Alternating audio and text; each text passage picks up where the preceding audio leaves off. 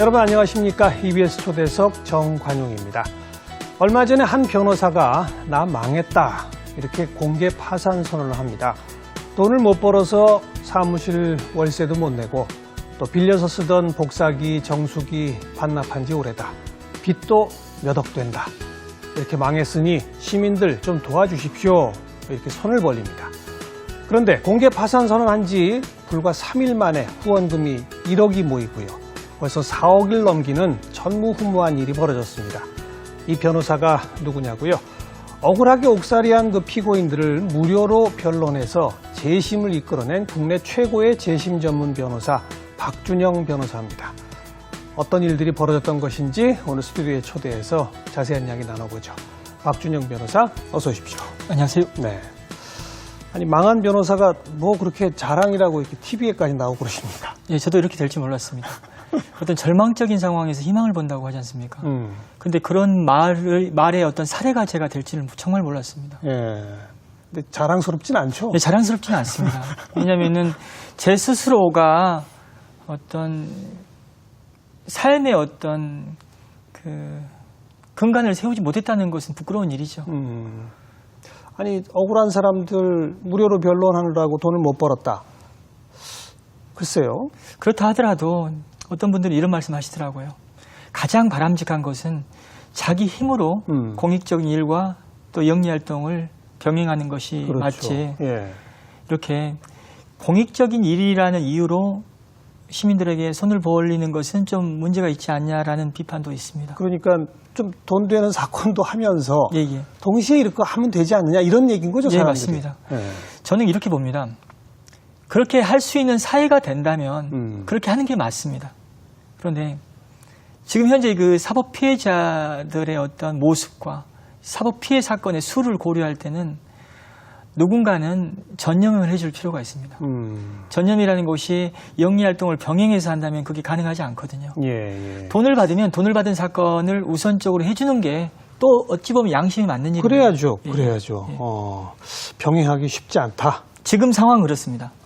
물론 지금 상황에서 좀 사법 피해자들이 구제되고 사법 시스템 자체가 정말 정의롭게 굴러갔을 때는 그때는 소수의 어떤 억울한 사건을 위해서 이 일을 하는 사람들이 영리활동을 병행하면서 충분히 할 수 있겠죠. 지금 그런 피해자가 워낙 많습니까? 지금 엄청납니다. 그래요. 억울한 옥살이를 하신 분들도 있고요. 좀 최근에 지금 그런 문제 많은 변호사들의 그 모습이 보이는데요. 예. 그런 분들의 변호 활동으로 인해서 죄를 지었던 사람이 무혐의를 받거나 무죄를 받는 경우가 또 얼마나 있었겠습니까? 그렇겠죠. 그러면 그 반대되는 당사자들의 피해는 또 사법 피해가 되는 겁니다. 아하. 우리가 지금 사법 피해자, 뭐 재심 이런 단어를 쓰는데 예. 지난 몇 년 사이에 재심이라고 하는 거는 언론지상에 많이 나왔어요. 예. 대부분 과거 시국 사건들, 예. 뭐 유신 때 민주화 운동 하다가 유죄 판결 받은 사람들 재심해서 예. 무죄 확정. 예. 또 뭐 간첩으로 몰린 사람들. 예. 뭐 이런 것들만 쭉 봤거든요. 예. 근데 우리 박 변호사가 다루는 재심 사건은 그런 시국 사건이나 하고는 관계가 없는 거죠. 예, 그렇습니다. 시국 사건의 재심이 많이 이루어졌던 이유는 과거사위원회라는 그 대통령 직속 위원회가 생겼고 맞아요. 노무현 정부 때. 위원회에서 조사를 한 후에 재심을 권고했기 때문에 그런 어떤 시국 사건들의 재심이 많이 이루어졌는데요. 네. 위원회 조사 대상 사건 중에 일반 형사 사건이 거의 포함되어 있지 않았습니다. 대부분 시국 공안 사건. 예, 그렇습니다. 네. 시국이나 공안 사건 또는 그런 시국 사고와 관련된 일반 형사 사건만이 포함되어 있었기 때문에 정작 구제를 받지 못한 억울한 사례들이 어디도 호소하지 못하는 상황이 벌어진 거죠. 네. 예를 하나 들어보면 예. 저희 사형수 오이웅 얘기라고 기자들이나 법조인들 간에는 많이 읽혀지는 책인데요. 저희 그 사형수 중에서 사형이 집행되는 상황에서 나 너무 억울하다. 다만 나를 이렇게 억울하게 만든 사회에서 더 이상 살고 싶지 않다. 다만 내가 죽은 이후에라도 내 억울함을 풀어달라고 유언을 남기고 죽은 사람이 있었습니다. 예. 근데 그런 사례조차도 책으로 만들어지고 세상에 사람들에게 알려는 지지만 실제 재심이라는 어떤 그 누명을 벗기는 어떤 과정까지 나가지 못하는 게 현실입니다. 법원이 최근 이례적으로 형이 확정된 수감자에 대해 재심을 결정했습니다.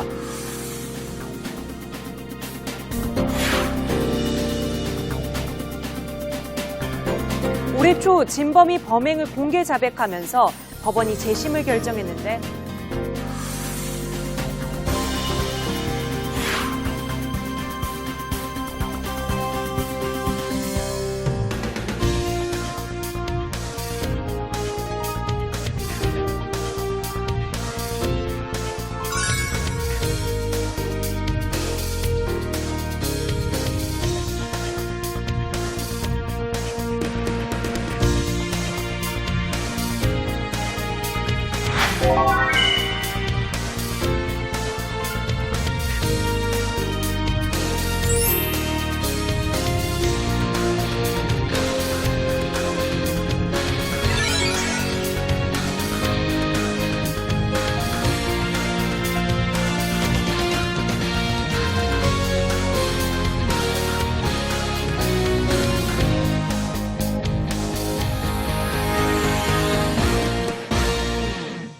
그런데 우리 박 변호사는 어떻게 하다가 이걸 시작하게 됐습니까?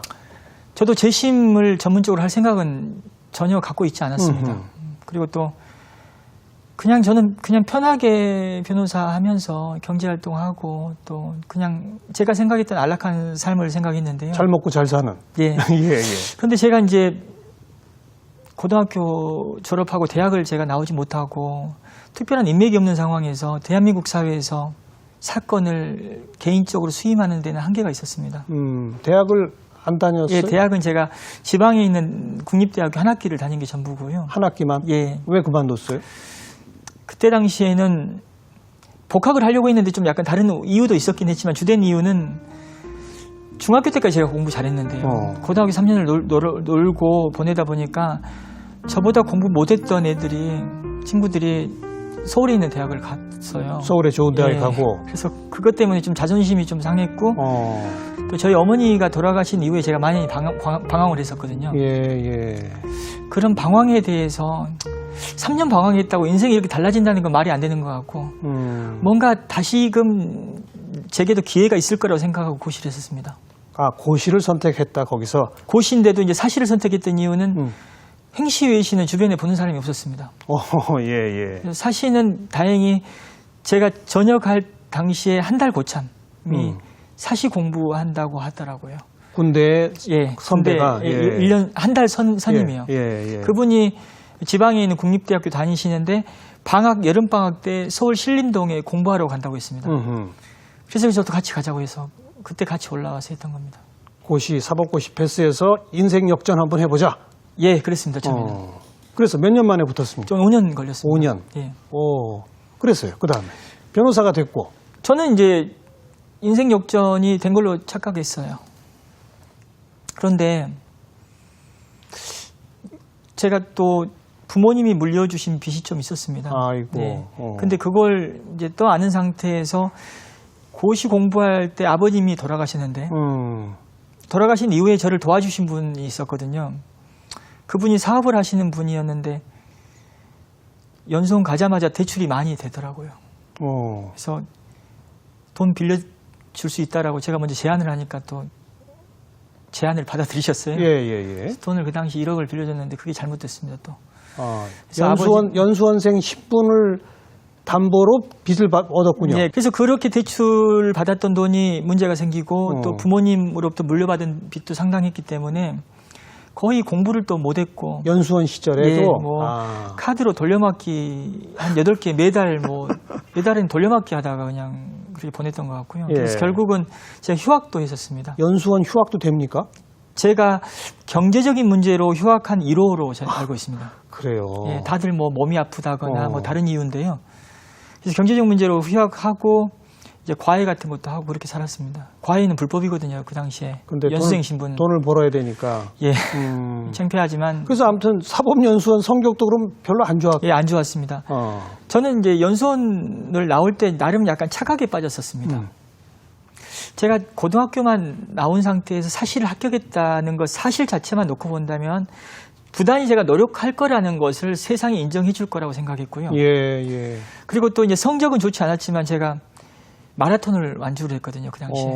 그러니까 공부는 못했지만 남들보다 뭔가 특별한 뭔가가 있어야 된다는 생각이 들어서 제가 마라톤 완주도 했거든요. 그래서 네. 제가 자기소개서가 마라톤이었습니다. 아. 그리고 또 마라톤 완주증하고 제가 열심히 하겠다는 어떤 포부를 담은 자기소개서를 써서 정말 수많은 곳에다가 원서를 냈는데요. 제가 한 군데도 안 불러줬습니다. 로펌에서. 로펌이든 일반 개인이든. 결국 제가 수원으로 수원에 개업을 했냐라고 사람들이 많이 물었습니다. 네. 연고도 없는데. 네. 서울에 취직이 안 돼서 수원에 갔습니다. 변호사인데도 예. 고졸이고 예. 줄도 없고 백도 없고 예. 성적도 별로 안 좋고. 예. 그래서 이제 변호사 하면 또 달라질 거라고 생각했는데요. 저는 처음에는 좀 약간 이것도 순진한 생각이죠. 저희 섬 출신 사람들, 주변 섬 완도라는 지역 사회에 고향이 거기에요. 예, 그 분들 중에 상당수가 서울의 수도권에 살고 있는 분들이 꽤 많거든요. 네네.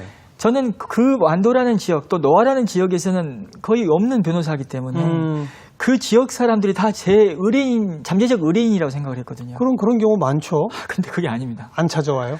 제 친구들조차도 저를 선임하지 않았습니다. 그게 현실입니다. 아하. 어떻게 네가 사시 합격한 것까지는 정말 대단한데 네. 내가 너 능력을 어떻게 믿어? 못 믿겠다. 못 믿죠. 저라도 못 믿죠. 예, 그래서요. 냉정하게 따져봤을 때 사건이 안 들어옵니다. 그래서 예. 그것도 있었고 또 그래서 나름 좀 타개를 해보려고 이런 어떤 그 로타리 클럽이나 이런 어떤 친목단체 같은 데도 가보고 지역 유지들 모이는데. 근데 그런 데도 이미 점하고 있는 분들이 또 있고 그렇죠. 그런 게 안 맞더라고요. 그래서 결국은 살 길은 국선밖에 없다. 국선 변호. 예, 그래서 국선 변호를 그때부터 많이 하게 된 겁니다. 국선 변호라는 게 그러니까 피의자들이 변호사를 자기 자력으로 이렇게 동원하지 못할 때. 근데 그 당시만 해도 자력을 동원하지 못하는 경우에도 선정을 해주셨지만 좀 많이 확대되는 추세였습니다. 그 당시만 해도 제가 했을 때. 국선 변호가 확대된다. 예. 그러니까 정부가 돈을 내서 변호사를 피고인한테 붙여주는 거죠. 네, 맞습니다. 예. 그래서 국선 변호를 많이 하면 사전 변호 몇 건 안 해도 충분히 살 수 있었거든요. 한 건당 근데 돈이 얼마 안 하잖아요. 그 당시만 해도 20만 원, 30만 원이었던 것 그게 같습니다. 몇 년도쯤입니까? 제가 2007년부터 본격적으로 했거든요. 국선 변호를. 2007년. 2006년 말부터 있었습니다. 지금부터 한 10년 전인데 예. 그때 한 건당 한 20만 원 정도 했던 것 같습니다. 그러니까 적은 돈이죠. 사실 변호사 수임료로 따지면. 근데 그 사건 수가 많아지면 그게 적은 돈이 아닙니다. 박리담에 예. 몇 건씩이나 했는데요.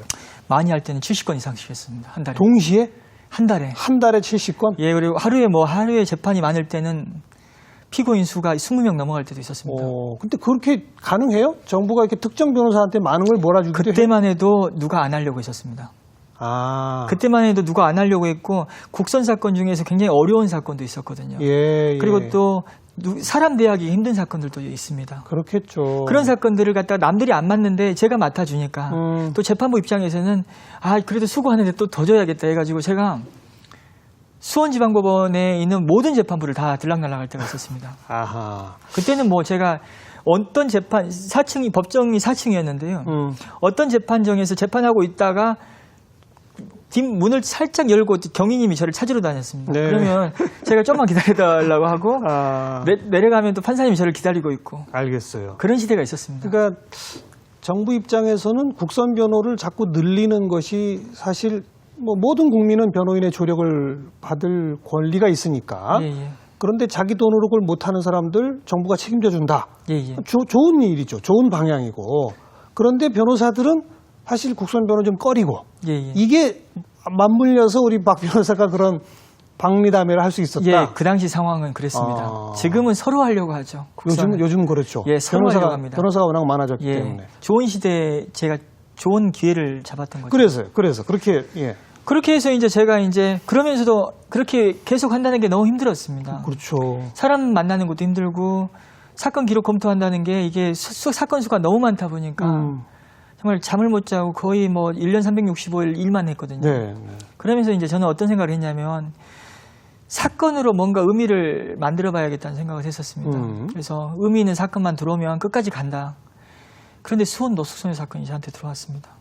수원 노숙소녀 사건입니다. 노숙소녀 사건. 예, 7명이 사람 죽였다는 자백을 했던 사건인데요. 가출 청소년 중에 수원역에서 노숙을 했다라는 표현이 적절한지 모르겠지만 가출을 해서 수원 역사에는 어떤 뭐 이런 벤치나 이런 데서 잠을 자거나 또 길거리를 돌아다니는 아이들이었죠. 청소년들. 그리고 또 2분 같은 경우에 노숙인이었고요. 총 7명이 여자아이를 죽였다는 혐의를 받고 재판에 회부된 사건이 있었습니다. 예, 예. 먼저 2명이 재판을 받았고 이제 5명의 재판을 제가 맡았는데요. 처음에는 검사 앞에서 사람을 죽였다라고 7명이 자백했다는데 그걸 어떻게 안 믿을 수 있겠습니까? 그렇죠. 그래서 처음에는 별 의미를 제가 부여하지 않았었습니다. 그 당시에도. 예. 그런데 청소년 상담지원센터라고 아이들의 가출 청소년들이 들락날락했던 기관에 선생님들이 그렇게 저를 찾아왔었습니다.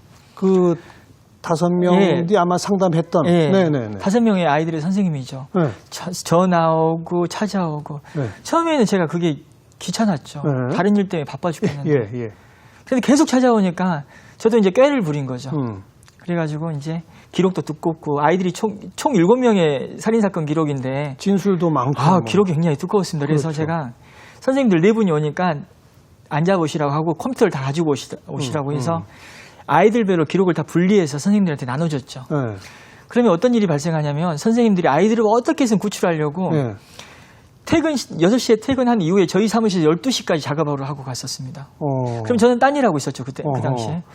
그리고 일종의 조수를 쓰신. 예, 그랬었습니다. 예. 그래서 선생님들이 이제 작업을 다 깔끔하게 해주십니다. 진술을 분석을 다 해주시고. 아이들 한 명 한 명의 한 명, 한 진술을. 명당. 네. 그러니까 엄청난 너고를 드린 거죠. 그래서요. 그걸 딱 받아보니까 이게 그러니까 아이들을 사랑하는 마음으로 기록을 보니까 이건 법조인이고 아니고 의미가 없습니다. 그 당시에. 예. 딱 보니까 문제가 있는 거예요. 오. 그리고 또 선생님들이 현장 사진을 또 제가 현장을 직접 안 가니까 본인들이 답답해서 현장 사진을 찍어서 저한테 갖다 줬었어요. 대단한 선생님들이네요. 예. 근데 그분들의 노력은 부각이 안 되고 제가 이렇게 부각되니까 제가 굉장히 미안한 거죠. 물론 저도 고생은 했지만. 어쨌든 예. 그래서 이제 그렇게 해가지고 선생님들이 딱 사진도 가져오고 기록 분석 다 해왔는데 억울한 거예요. 이게 제 인생 무죄다? 바꿔주는 사건이구나. 무죄다라는 확신 들었죠. 확신이 딱 와요. 예, 또 아이들도 보니까 이제 그렇게 확신을 갖고 또 아이들을 보니 그렇게 억울해 보일 수도 없고. 그래서 저는 제 인생 바꿔줄 사건을 생각하고 달라들었습니다. 인생을 바꿔줄